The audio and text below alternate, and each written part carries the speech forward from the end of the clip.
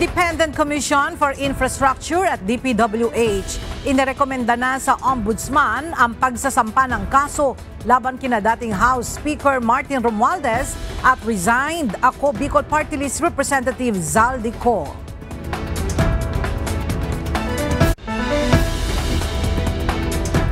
Congressman Martin Romualdez sinabing handa niyang harapin ang anumang investigasyon laban sa kanya.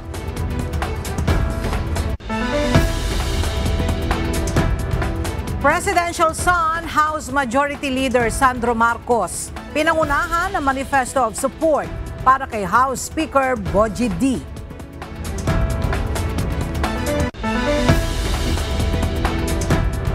Dagdag bawas sa presyo ng langis, nagbabadyang ipatupad sa susunod na linggo.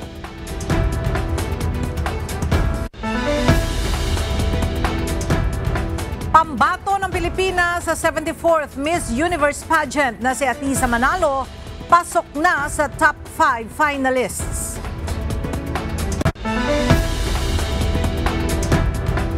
At mga nominado sa 11th Wish Music Awards, pinangalanan na. Botohan para sa favorite OPM artist, binuksan na. Magandang tanghali mga kasangbahay. Ngayon po ay araw ng Biyernes, November 21, 2025. Tayo po ay sabayang napapakinggan sa Radyo La Verdad 1350, ang UNTV Radio. At una sa mga balita ngayong tanghali.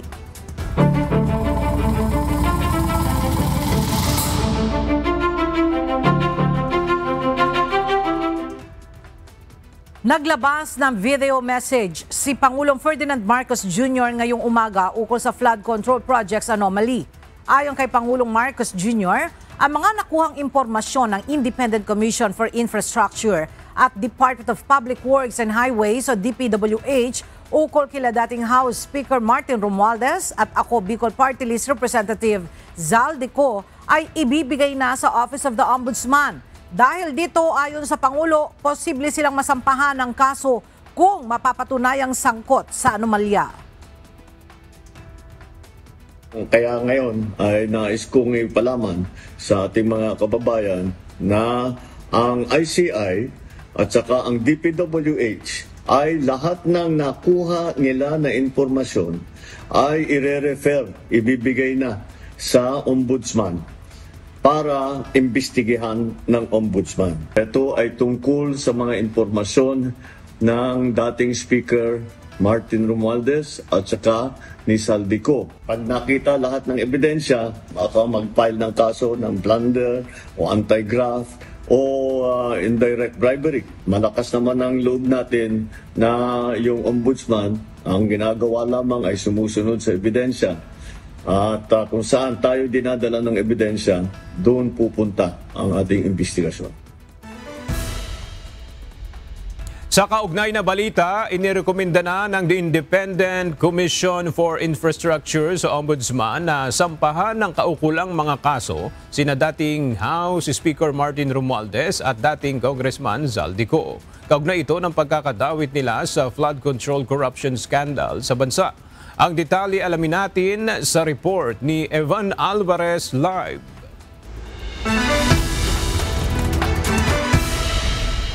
Evan, anong mga kaso ang posibleng kaharapin nila Romualdez at Co? Yes, Aga, kasong graft, plunder at direct bribery ang inirekomenda ng DPWH at ICI na ikaso kina Martin Romualdez at Zaldico.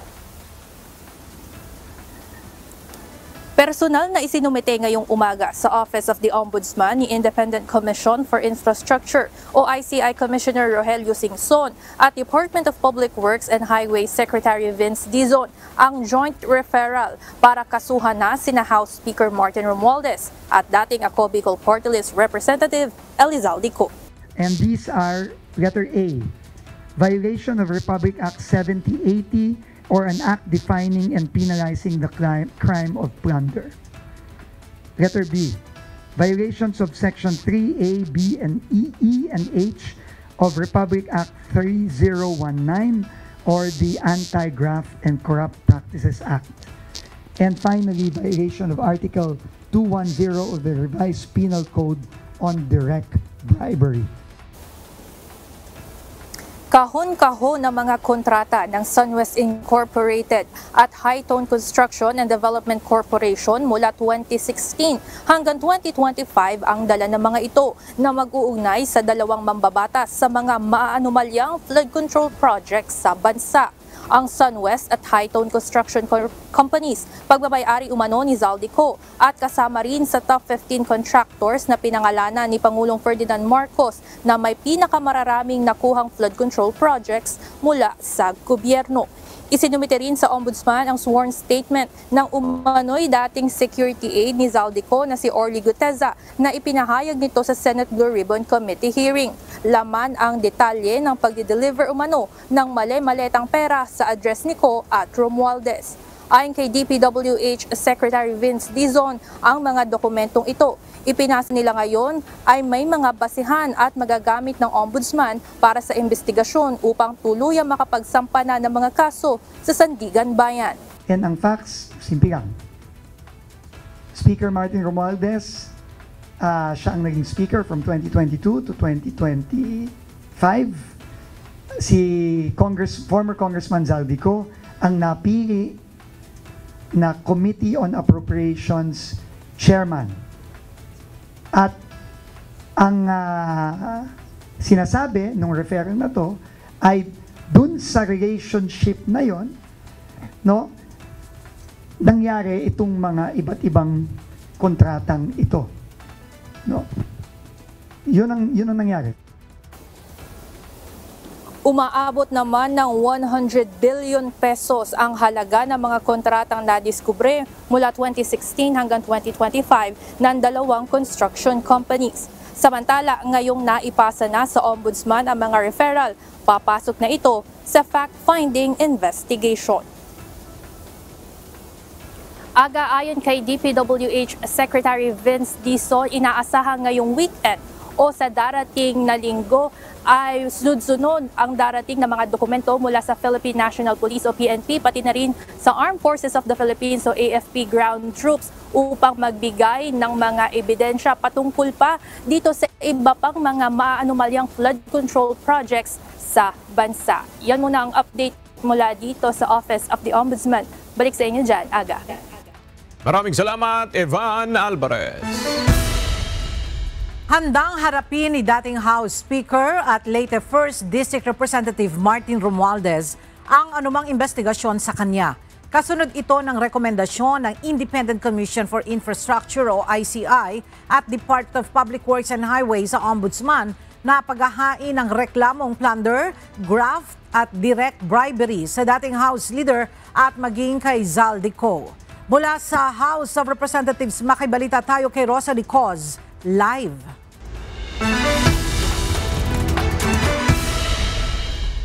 Rosalie, may balak bang magbitiw bilang kongresista si Congressman Romualdez gaya ng ginawa ni Zaldico? Ella, walang ganyang pahayag ang dating House Speaker at Leyte 1st District Representative na si Martin Romualdez, pero handa itong harapin ang anumang investigasyon laban sa kanya. Sa gitna ito ng mga aligasyon ng anomalya sa budget insertions at infrastructure projects ng pamahalaan. Kasunod ito ng rekomendasyon ng Independent Commission for Infrastructure o ICI at Department of Public Works and Highways o DPWH na maghain ng reklamong plunder, graft at direct bribery complaints laban kay Representative Romualdez, gayon din sa nagbitiw na kongresistang si Zaldico na dating House Appropriations Panel Chairperson. Bago pa nga ito, naglabas na ng pahayag si Pangulong Ferdinand Marcos Jr. sa kahandaan ng ICI at DPWH na i-refer ang nakuha nilang impormasyon sa Ombudsman para maimbestigahan sina Romualdez at Co. Balik sa iyo, Ella. Maraming salamat, Rosalie Coz. Nagpaplano na rin ang Makabayan lawmakers na maghain ng resolusyon para imbestigahan ng Kamara ang mga alegasyon ng dating kongresistang si Zaldico at ni dating Public Works and Highways Undersecretary Roberto Bernardo. Partikular na ang pagkakadawit sa palace officials sa kickback scheme sa infrastructure projects ng pamahalaan. Nagbabalik si Rosalie Coz. Bukod na House Resolution ang ihahain ng Makabayan Block para makapagsagawa ng investigasyon ng Kamara sa mga seryosong aligasyon ni na former Congressman Saldico at former Public Works and Highways Undersecretary Roberto Bernardo. Partikular na ang pagkakadawit ng mga palace official sa kickback scheme sa mga proyektong infrastruktura ng pamahalaan. Anila, hindi lusot sa kontrobersya si Pangulong Ferdinand Marcos Jr. Noong una pa lang lumabas yung mga serious allegations doon sa video na nailabas, ay nanawagan na kami ng investigasyon tungkol dito. Hindi lang yun, pero lahat ng insertions sa 2024 budget at kung kailangan yung mga nakaraang pang budget ay investigahan, dapat itong investigahan. Mag-aay ng Makabayan ng resolusyon para sa investigasyon nung mga pahayag ni Zaldico, yung mga pahayag ni Yusek Bernardo, at least as reported by Senator Ping Lacson, no? At ang focus nga ay yung investigasyon sa direktang kamay at papel ng ni Pangulong Marcos Jr. sa insertions at kickbacks, no? Kaugnay sa DPWH infrastructure project.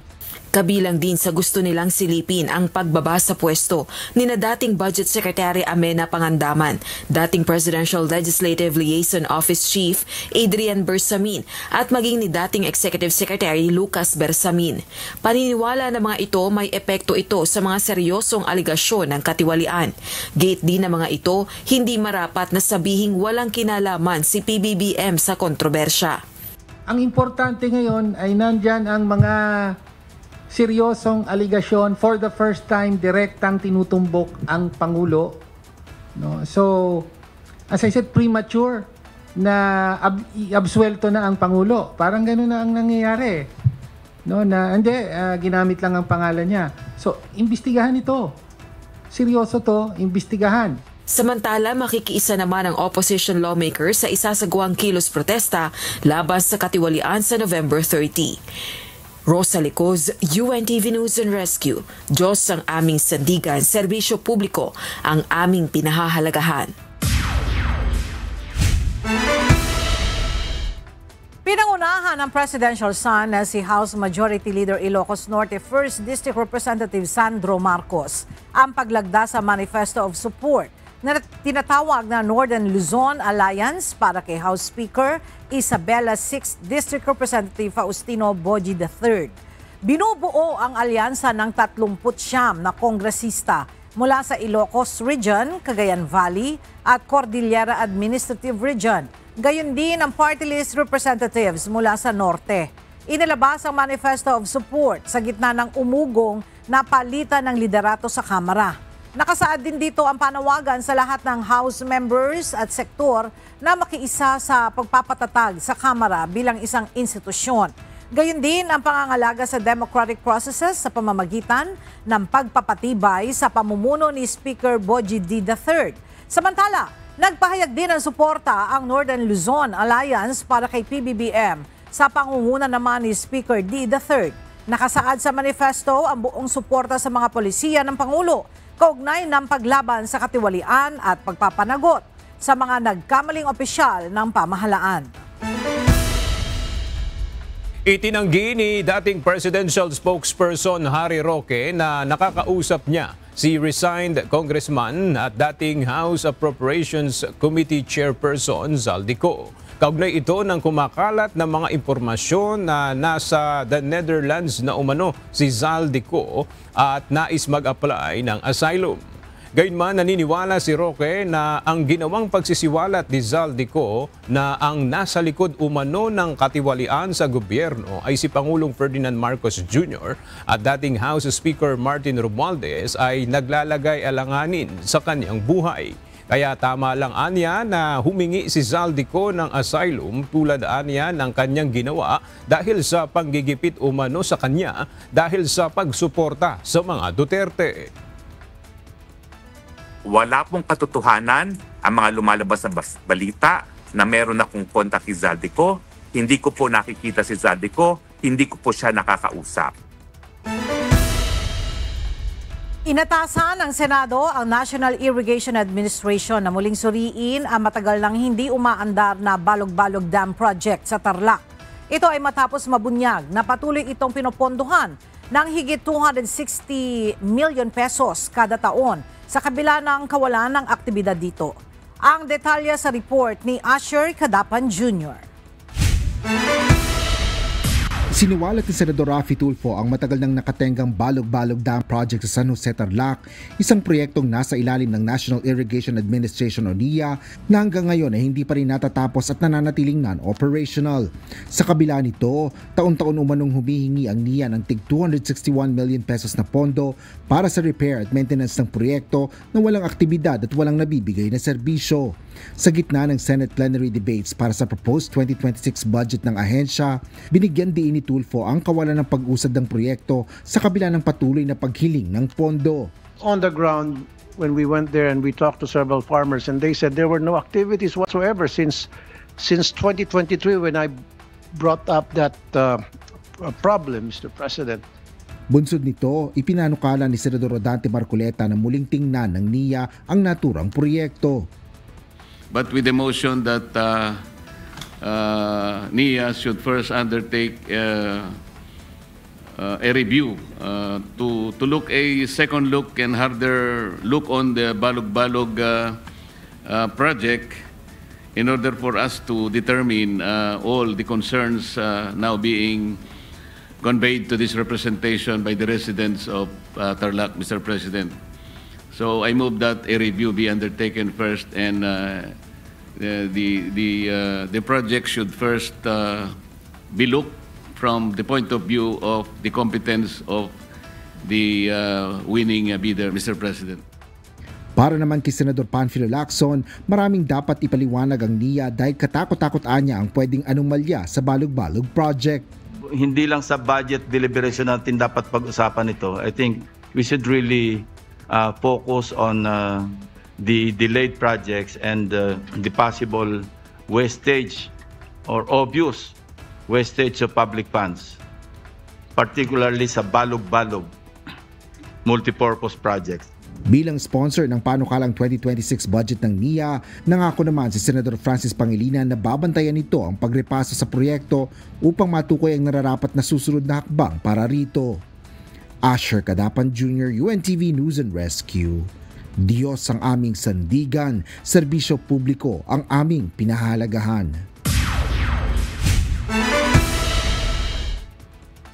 Isinumiti na ng Department of Agriculture sa Office of the President ang ulat kaugnay ng missing project o Ghost Farm to Market Road. Ayon sa ahensya, tinatayang nasa 52 million pesos ang halaga ng proyektong nawawala at hindi natapos. Samantala, 4 naman umano sa mga proyektong ito ang tila kasalukuyan pang ginagalaw at hinahabol na tapusin. Narito ang report ni Mia Alonzo. Sa inilabas na latest report ng Department of Agriculture, 8 proyekto ng Farm to Market Road sa Davao Occidental ang nahahati sa 2.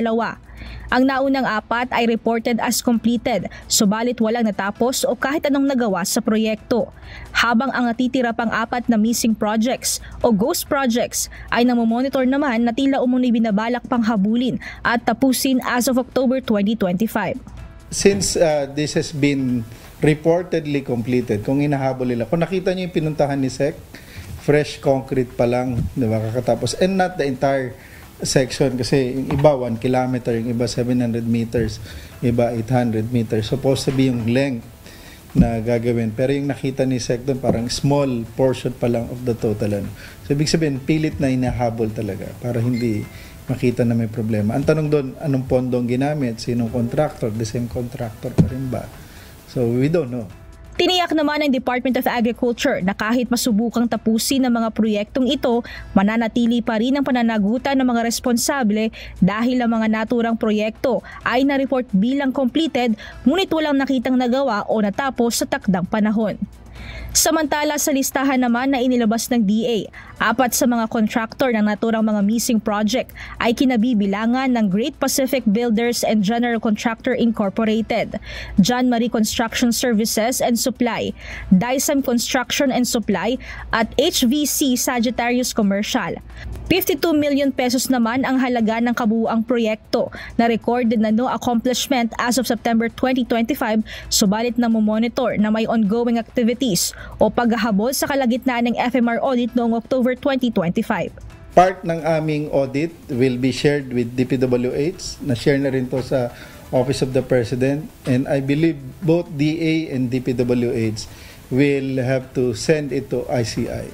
Inaasahan naman ng ahensya na matatapos ang kabuuang audit sa unang quarter ng darating na taon. Mia Alonso, UNTV News and Rescue. Diyos ang aming sandigan, serbisyo publiko ang aming pinahahalagahan. Hindi ide-deport ng pamahalaan ng Pilipinas si dating Bamban Tarlac Mayor Alice Guo pabalik sa bansa na kanyang pinanggalingan matapos na mahatulan dito sa bansa sa kasong qualified trafficking in persons. Batay sa investigasyon at naunang desisyon ng hukuman, si Guo ay isang Chinese national sa pangalang Guo Huaping. Narito ang report ni Dante Amento. Nanatili sa bansa si dating Bamban Tarlac Mayor Alice Guo upang pagsilbihan ang sentensya na ipinataw ng hukuman.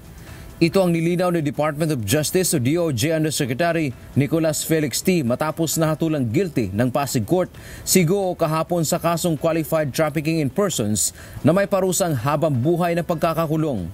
Ayon kay T, hindi siya i-deport pabalik ng China kung saan ang galing si Guo. Batay sa naunang desisyon ng Korte sa Maynila, si Guo o Guo Huaping ay napatunayang isang Chinese national. She has to serve her sentence first. That's pretty clear in the human trafficking law as well as in general when it comes to criminal law, that any foreigners who are convicted of crimes here in the Philippines must serve their sentence first. Dagdag pa ni Yosek T, maaari lang i-deport ang isang dayuhan na nahatulan dito sa Pilipinas pagkatapos na mapagsilbihan ang kanyang sentensya. Sinabi rin ng DOJ na ang kaso ni Guo ay kakaiba pagdating sa isyu ng Pogo sa Pilipinas sapagkat ito ang unang pagkakataon na may nahatulan sa Pogo case. Bagamat aminado ang DOJ na maaari pang umapila si Guo hanggang sa Korte Suprema. Very unique. It is a, let's say, trailblazer if you must with respect to Pogo cases. Then yes, we could say that. It may serve as a good precedent. Dante Amento, UNTV News and Rescue. Diyos ang aming sandigan, serbisyo publiko ang aming pinahahalagahan. Ilalabas ng International Criminal Court o ICC sa November 28 ang desisyon sa urgent request for interim release at renewed request for interim release kay dating Pangulong Rodrigo Roa Duterte. Base ito sa dokumento mula sa Appeals Chamber na inilabas sa website ng ICC kahapon. Nakalagay sa scheduling order na ihahayag ng ICC ang desisyon sa open court ng alas 10:30 ng umaga, local time sa The Hague, Netherlands. Pirmado ni Presiding Judge Luz del Carmen Ibanez Carranza ang bagong labas na dokumento ng ICC kaugnay ng kasong crime against humanity na kinakaharap ng dating Pangulo. Muling inungkat sa Senado ang bend the law comment noon ni Ombudsman Crispin Remulla. Sa plenary debates ngayong umaga, nagpaliwanag si Remulla at nilinaw ang posisyon niya tungkol sa pagbaluktot sa batas. Mula sa Senado, narito ang report ni Asher Cadapan Jr. Live. Asher, ano yung paliwanag ni Ombudsman Remulla kaugnay ng pahayag niya noon na maaring baluktutin ang batas? Aga figure of speech, tayutay o pagtutulad lang yung kamakailang pahayag ni Ombudsman Crispin Remulla na bend the law, maaring baluktutin ang batas. Humiling ng paglilinaw si Senador Dante Marcoleta kay Ombudsman Remulla kaugnay ng pahayag nito na maaari ang bend the law. Ito ang pahayag mula kay Senador Erwin Tulfo na sinang-ayunan ng Secretary of Justice Boying Remulla kasabay ng Senate Blue Ribbon Committee hearing. Paliwanag ni Senador Marcoleta, nagdudulot ng kalituhan sa publiko ang pahayag na ito ng Ombudsman. Kasabay ng deliberasyon sa plenaryo ng Senado para sa panukalang budget ng opisina ng Ombudsman para sa susunod na taon, sinagot ito ni Ombudsman Remulla. Ito ay sa pamamagitan ni Senador Sherwin Gatchalian bilang sponsor ng proposed budget ng naturang ahensya. Wala hong intention to bend the law. No? That's very clear. In fact, ang prinsipyo po ng ating bagong ombudsman is to follow the law and uphold the law. Dahil naniniwala siya na ang rule of law is supreme, Mr. President. So, para lang klaro, no, na itong nasabi niya ay isang figure of speech, pero wala hong intensyon na baliin po ang batas. Dahil ang kanyang intensyon ay ipatupad ng batas ng may integridad at may katarungan, Mr. President. Paliwanag naman ni Senador Marcoleta, hindi dapat maging gabay ang figure of speech dahil maaaring maligaw ang publiko na maniwala na tama ang pagbaluktot ng batas. I think even the Ombudsman as a lawyer himself believes in the court doctrine of our legal system, dura lex sed lex. Yung sinasabi nating bending the law will be inconsistent totally with this core legal system. Hindi mo po pwedeng kahit na konti. Tatanong ko nga sana, to what extent can you bend the law that can still be acceptable? Hindi po pwede yun. Dura lex sed lex. Agad sa plenaryo, kanina ay hiniling din ni Senador Rodante Marcoleta ang pagsuspinde ng ruling sa plenaryo at payagan na personal na manggaling at pagsalitain si Remulla kaugnay nga ng kanyang paglilinaw o ang paghingi nito ng apology o public apology kaugnay ng issue ng bend the law. Ngunit tinutulan ng motion na ito ni Senador Risa Ontiveros dahil sa anyay napakapambihira nitong payagan lalo pa sa plenary debate o budget debate. Yan ang latest dito sa Senado. Balik sa iyo, Aga. Maraming salamat, Asher Cadapan Jr. Inaasahang magpapatupad ng dagdag bawas sa presyo ng mga produktong petrolyo sa susunod na linggo batay sa naging galaw ng international market. Mahigit kumulang 50 sentimos ang posibleng rollback sa kada litro ng gasolina habang maaari naman tumaas ang presyo ng diesel ng 50 sentimos at 1 peso and 35 centavos ang madadagdag sa kada litro ng kerosene. Ayon sa DOE, ang dagdag bawas ay bunsod ng oversupply mula sa OPEC+, mahinang economic indicators at pag-angat ng geopolitical risks dahil sa sanctions sa Russia, Iran at Venezuela.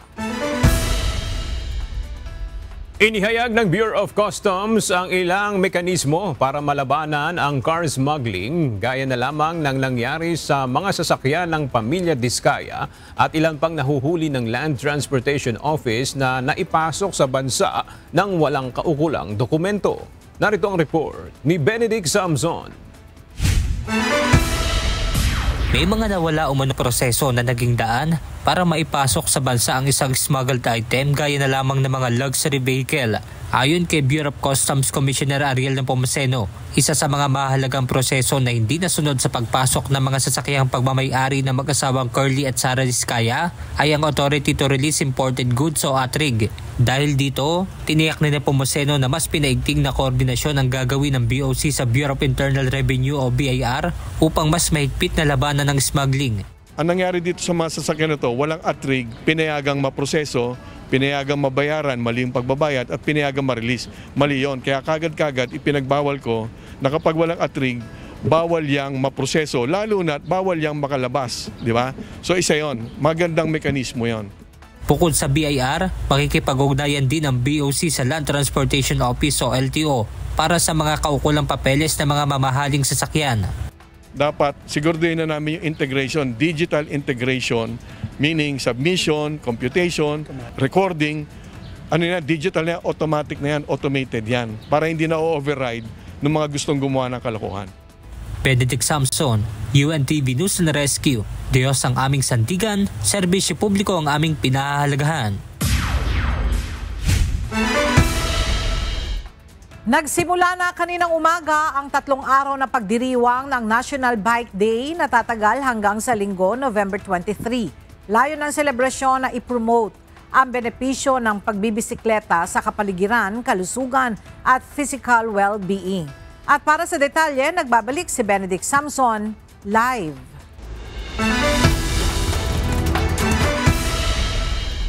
Benedict, ano-ano ang mga itinampok dyan sa pagdiriwang ng National Bike Day? Magandang tanghali, Ella. Nakapalaob nga dito sa 3 araw na National Bike Day ang bazaar, bike lesson, bike repair clinic at iba pa. Opisyal na binuksan sa publiko ang 3 araw na pagdiriwang ng National Bike Day na ginanap sa harapan ng Quezon City Hall na may temang iisang daan, iisang kinabukasan, nagkakaisang padyak para sa ligtas at likas kayang pamayanan. Sa ikatlong araw naman ay gagawin ang makasaysayang QC Bike Trail kung saan iikuti ng mga kalahok ang mga heritage site sa buong Quezon City na may kabuuang 34.37 kilometers.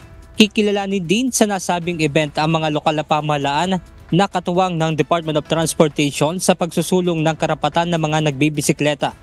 Sa isang pananalita, sinabi ni DOTR Undersecretary for Road Transport and Non-Infrastructure Ramon Reyes na dapat ay hindi na tila nakikiusap pa ang mga siklista sa kanilang karapatan sa kalsada. Dapat magdagdag tayo ng infrastruktura at higipitan natin ang road safety measures para matiyak na ligtas ang mga siklista sa kalsada. Hindi na dapat nakikiusap ang ating mga siklista na please share the road. Dapat lang po talaga na mabigyan sila ng safe at sapat na espasyo para sa ligtas silang makarating sa eskwela, sa trabaho at sa iba pang mga destinasyon. Ella, bukas naman mula alas 8 ng umaga hanggang alas 5 ng hapon ang event at nagpapaalala rin ang Quezon City LGU na bawal ang pagdadala ng plastic kung kaya't pinapayuhan yung mga lalahok na magdala ng kanilang sariling lalagyan. At yan muna ang ating update mula rito sa Quezon City. Balik sa inyo dyan, Ella. Maraming salamat, Benedict Samson. Maglalatag ng mga checkpoint ang PNP Highway Patrol Group sa iba't ibang mga lugar sa bansa bilang bahagi ng seguridad ngayong holiday season. Ito'y upang masiguro na hindi masasamantala ng mga sindikato na nais maglusot ng mga kontrabando sa parating na mahabang bakasyon sa bansa. Mula sa Kamkrame, may report si Lea Ilagan live. Lea, kailan sisimulan ng PNP HPG itong pagtatalaga ng mga checkpoint?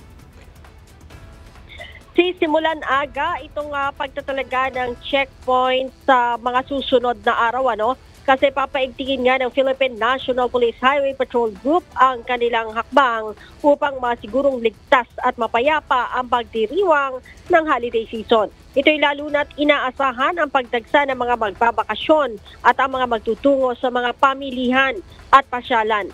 Ayon kay PNP HPG spokesperson, Police Lieutenant Nadine Malang, aabot sa 4 hanggang 6 na checkpoint ang kanilang ipapakalat sa buong Metro Manila sa mga panahong ito.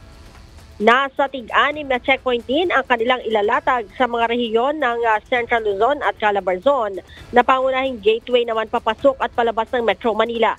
Maglalatag din aga ng kalintulad na dami ng checkpoint sa iba pang highly urbanized areas o lugar na mataas ang populasyon gaya sa Cebu at sa Davao. Habang sa iba pang mga lalawigan ay nasa 2 hanggang 3 checkpoints naman ang kanilang ipapakalat. Aga? Maraming salamat, Lea Ilagan.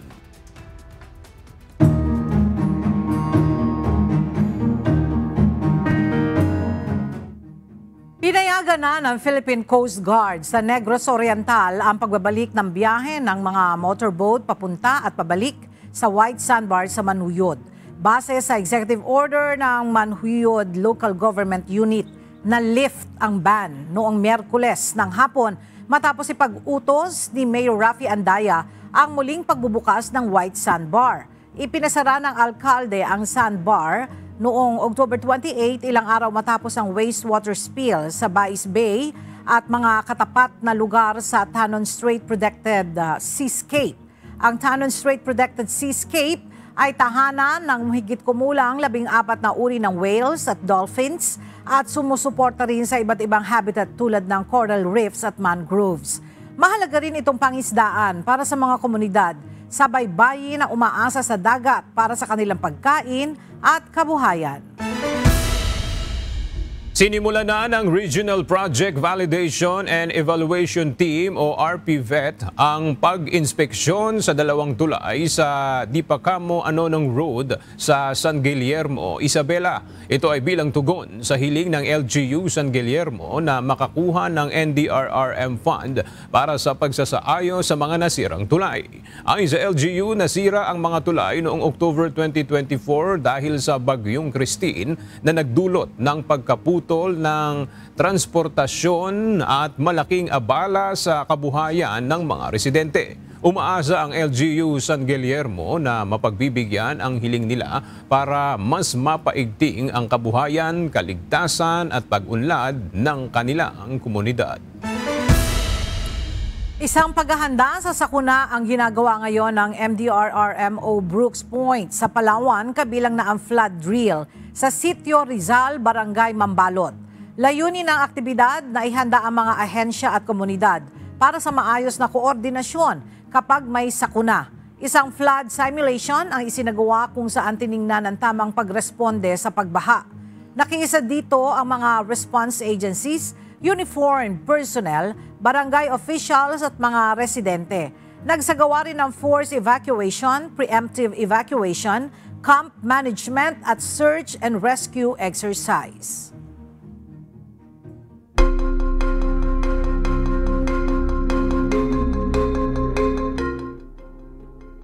Pinalitan na ng US Center for Disease Control and Prevention o CDC ang opisyal nitong pahayag sa website na vaccines do not cause autism sa not evidence-based. Ayon kay Daniel Jernigan, former head ng CDC, hindi dumaan sa normal scientific clearance ang bagong pahayag ng kasalukuyang pamunuan ng CDC. Ang hakbang na ito sa pangunguna ni Federal Health Department Secretary Robert F. Kennedy Jr. ay walang katotohanan at misinformation na may masamang dulot sa kalusugan ayon kay American Academy of Pediatrics President Susan Kresley. Dagdag pa nito, mahigit sa 40 na pag-aaral sa halos 5.6 milyong mga tao ang patunay na walang kinalaman ang vaccines sa autism. Nasuspinde ang ginagawang pag-uusap ng COP30 sa Brazil matapos sumiklab ang sunog sa loob ng Climate Summit venue nitong Huwebes na nagdulot ng agarang paglikas ng mga delegado at pagkakaantala sa kritikal na bahagi ng negosasyon. Ayon sa mga organizer, mabilis na kumalat ang apoy sa ilang pavilion at nasunog ang bahagi ng kisame dahilan para magsitakbuhan ang mga delegado habang napupuno ng usok ang pasilyo. Tinatayang 13 ang kinailangang gamitin dahil sa smoke inhalation. Patuloy na iniimbestigahan ang sanhi ng sunog na pinaghihinalaang dulot ng electrical malfunction. Itinuturing ang insidente bilang malaking abala sa huling 2 araw ng summit kung saan nakabimbin pa ang mga kritikal na usapan sa fossil fuels, climate finance at trade measures.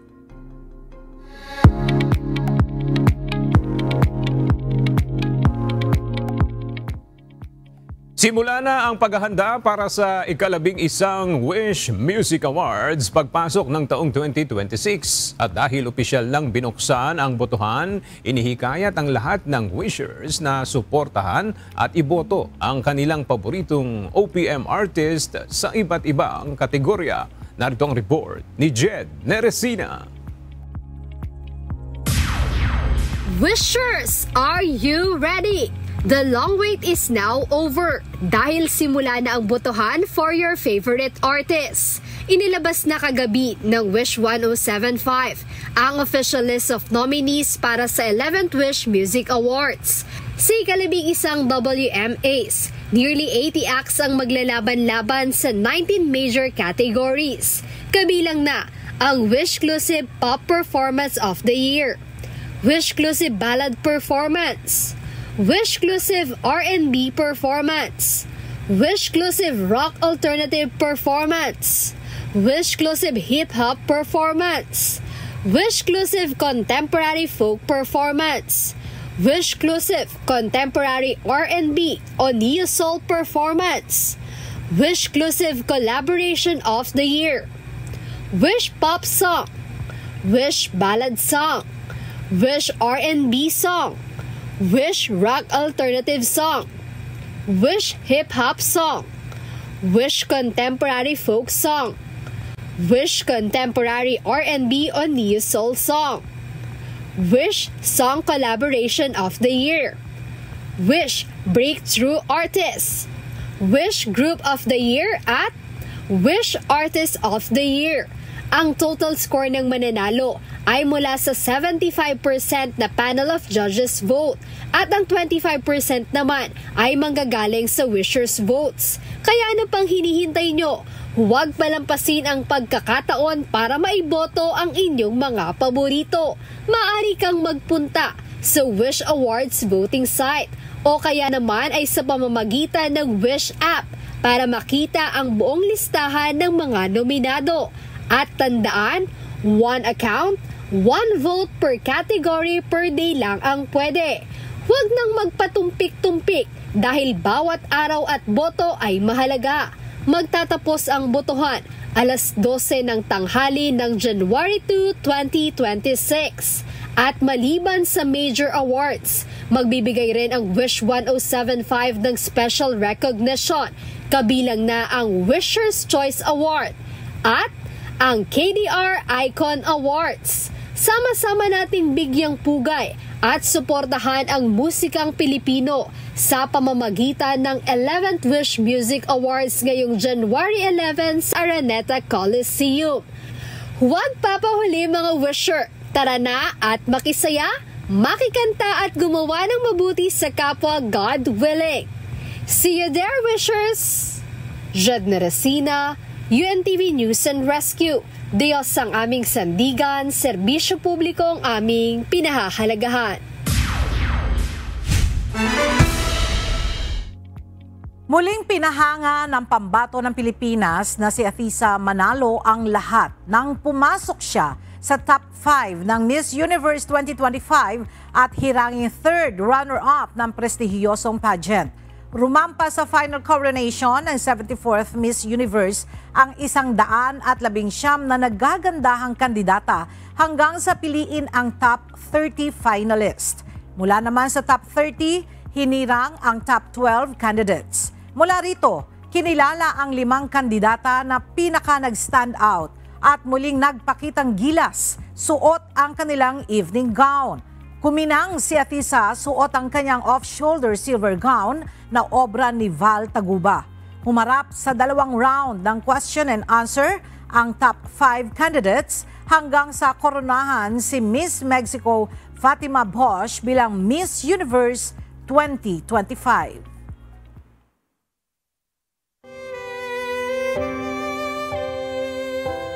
At sa ating pong iiwang mga salita ng Diyos na ating sandigan mula sa aklat ng Juan, Kapitulo 3, versikulo 19 hanggang 21 na nagsasabi, "At ito ang kahatulan na naparito ang ilaw sa sanglibutan, at iniibig pa ng mga tao ang kadiliman kaysa ilaw, sapagkat masasama ang kanilang mga gawa. Sapagkat ang bawat isa na gumagawa ng masama ay napupuot sa ilaw, at hindi lumalapit sa ilaw upang huwag masaway ang kanyang mga gawa. Datapwat, ang gumagawa ng katotohanan ay lumalapit sa ilaw upang mahayag na ang kanyang mga gawa ay ginawa sa Diyos."